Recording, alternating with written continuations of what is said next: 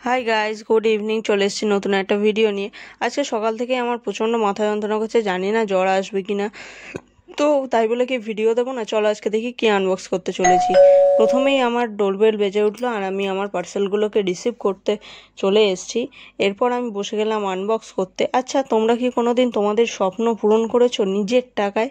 অবশ্যই হয়তো তোমরা করেছো, কিন্তু যখন নিজের টাকায় কিছু কেনা হয় না, তার মজাটাই আলাদা। আর সেটা যদি হয় কোনো স্বপ্নের জিনিস, তাহলে তো কোনো কথাই নেই।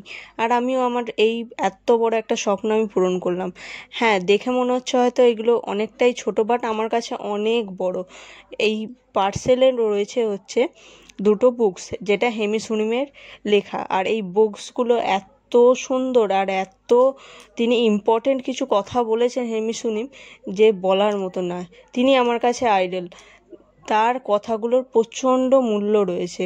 যদি তোমরা বুকগুলো পড়ে থাকো তাহলে তুমি বুঝতে পারবে যে এই কথাগুলো কেন এত মূল্যবান। উনি বলেছেন যে সব সময় কেন অন্যের থেকে এক্সপেক্ট করবো যে অন্য কেউ আমাকে গিফটগুলো কিনে দেবে। আমরাও তো নিজেদের জন্য একটা ফুল, চকলেট, বা আমরা নিজেদের সময়ও তো নিজেদের মতো করে কাটাতে পারি। তার কথাগুলো সত্যিই খুব সুন্দর। চলো আজকের ভিডিও এইটুকু।